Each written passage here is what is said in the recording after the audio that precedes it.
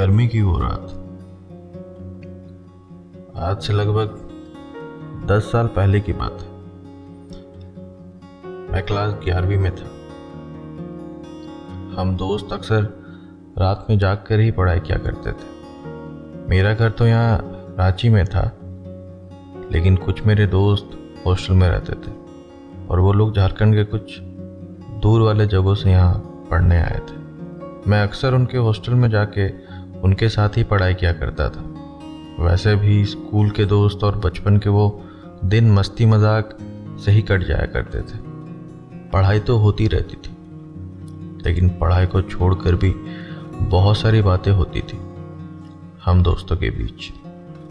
लेकिन जो भी हो, बच्चे हो या बड़े, भूत प्रेत चुड़ैल, ये सब की कहानी लगभग सबको बांध लेती है। एक बार कहानी शुरू हुई कि नहीं, सब अपने अपने दुनिया में कहीं खो जाते हैं और लगभग सबके पास अपनी एक कहानी होती है, चाहे वो अपनी हो या फिर किसी और से सुनी हो। वैसे तो हम लोग 4 दोस्त हैं, रोहित, अभिजीत, आदित्य और मैं मोहित। अगर देखा जाए तो बोलने में सबसे तेज और बड़बोला आदित्य ही था, लेकिन जब भी हम कुछ भूत प्रेत की कहानी शुरू करते थे, सबसे पहले साइड होने वाला लड़का भी वही रहता था।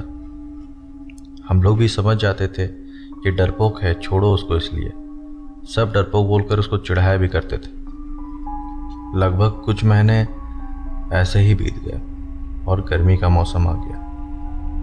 मैं रोज़ की तरह हॉस्टल में दोस्तों के साथ पढ़ाई कर रहा था और सुबह से ही मौसम का मिजाज ठीक नहीं था, इसलिए शाम होते ही बारिश शुरू हो गई।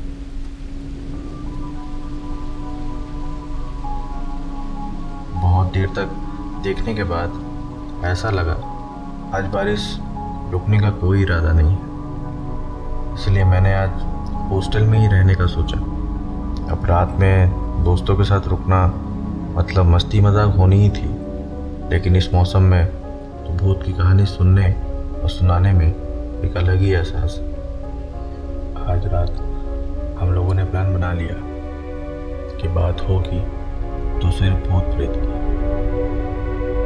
सब लोग खाना खा के साथ बैठ के बात करना शुरू किए ही थे कि आदित्य साइड होने की कोशिश करने लगा, लेकिन आज वो नहीं बच पाएगा।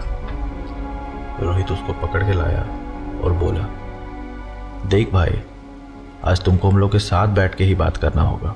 इतना भी क्या डरता है, शक्ल से तो इतना डरपोक लगता नहीं है तुम। ये बोल के सब हंसने लगे आदित्य के ऊपर। कुछ देर चुप रहने के बाद आदित्य धीरे से बोला, हंस लो और हंसो। डरपोक है ना हम, हंस लो मेरे ऊपर। तुम लोग को मजाक लगता है ना, ये सब सिर्फ मजाक। बात कर लो भूत प्रेत चुड़ैल ये सब का, फिर कल भूल जाओ, है ना। फिर कुछ देर के लिए सब चुप हो जाते हैं। सबको लगता है आदित्य को थोड़ा बुरा लग गया है, इसलिए सब सॉरी बोलते हैं आदित्य को, लेकिन आदित्य कुछ नहीं बोलता है। फिर धीरे से बोलता है, तुम लोग सिर्फ बात करते हो उन सब चीज़ों के बारे में, लेकिन पता है हम देखे हैं ये सब चीज़। और सच बताओ तो अपने बचपन में नहीं, और ना ही अपने घर में, बल्कि हमारे यहाँ इस हॉस्टल में। सबको लगता है अब आदित्य मजाक कर रहा है। फिर मैं आदित्य से पूछता हूँ, आदित्य मजाक कर रहा है ना तू? सब यही बोलते हैं उसको, मजाक कर रहा है ना तू अब?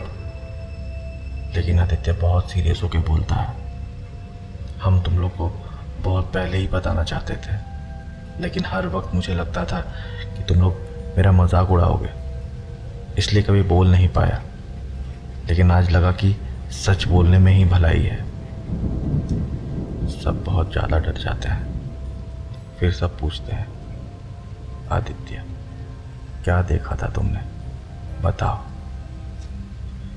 आदित्य सब दरवाजे और खिड़की को बंद करता है और आके सबके साथ बैठ जाता है और फिर बताता है।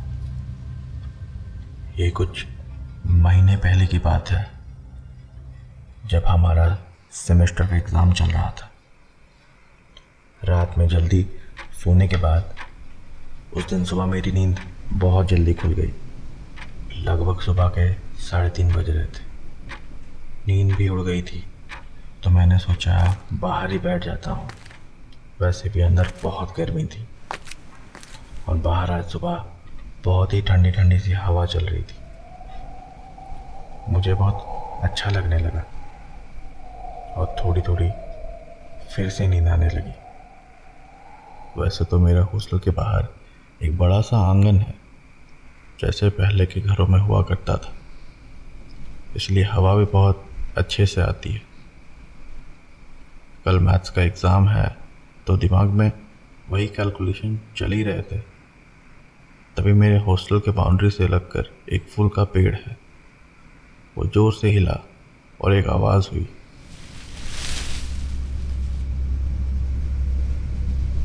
वैसे तो घर के पास बहुत सारी बिल्लियाँ रहती हैं, अक्सर वो लोग ये सब हरकतें करती रहती हैं, इसलिए मैं थोड़ा निश्चिंत था।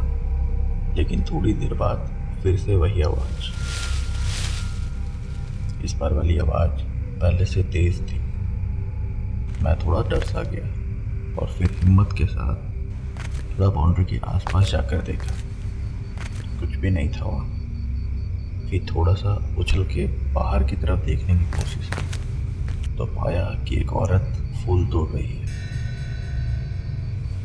गर्मी के दिन में अक्सर लोग जल्दी उठकर पूजा के लिए फूल तोड़कर ले जाते हैं, और उसी ने कोई डाली को खींचा होगा जोर से, तो ये आवाज़ हुई होगी।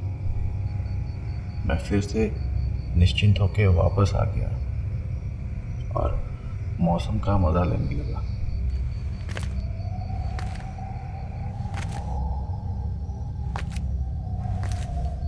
वैसे हमारे हॉस्टल के मेन गेट के दरवाजे के बीच में बहुत सारे गैप्स हैं, जिससे हवा अच्छे से अंदर आ पाए और कोई बाहर है ये भी पता चल जाता है। कुछ देर ऐसे ही बैठने के बाद मैं उठ के अंदर आने वाला ही था कि मुझे ऐसा लगा मेन गेट के बाहर कोई खड़ा है, दूसरी तरफ मुंह करके। मैं धीरे से पीछे मुड़ के देखा तो मैंने पाया कि वही औरत जो फूल तोड़ रही थी, वो चुप से गेट के पास आकर खड़ी है। मैंने आवाज़ दिया और पूछा, आंटी कुछ चाहिए क्या? अच्छा, शायद आपका हाथ फूल के पेड़ तक पहुंच नहीं पाया होगा। अच्छा कोई बात नहीं, मैं फूल तोड़ के ला देता हूँ आपके लिए। ना कुछ बोलने के बाद भी वह उल्टे होके ही खड़ी थी, लेकिन मैंने कुछ फूल तोड़ा और लाकर गेट के गैप से हाथ बाहर निकालकर उनको देने की कोशिश की। आंटी लीजिए, आपके लिए मैंने फूल तोड़कर ला दिया। वो औरत जवाब ही नहीं दी, तो मैंने सोचा छोड़ो, कोई पागल होगी। तो मैंने गेट के नीचे हाथ से सब फूल को रख दिया कि वो बाद में उठा लेगी। मैं फूल रख के ऊपर की तरफ उठ रहा था कि एक हवा आई धीमी सी। फूल उड़कर उसके पैर के पास चली गई। फिर भी उसको कोई फर्क नहीं पड़ा, और वैसे ही पीछे मुड़ के खड़ी थी। और मैं भी अब कुछ नहीं बोलकर चुप से हॉस्टल के अंदर आ गया और सोचा कि नहा लो अब। और जैसे ही मैंने बाथरूम का दरवाज़ा खोला, एक चीज़ की याद ने मेरे पूरे शरीर को डर से हिला दिया। वो जो औरत पीछे मुड़कर खड़ी थी, उस औरत का पैर मेरे तरफ था।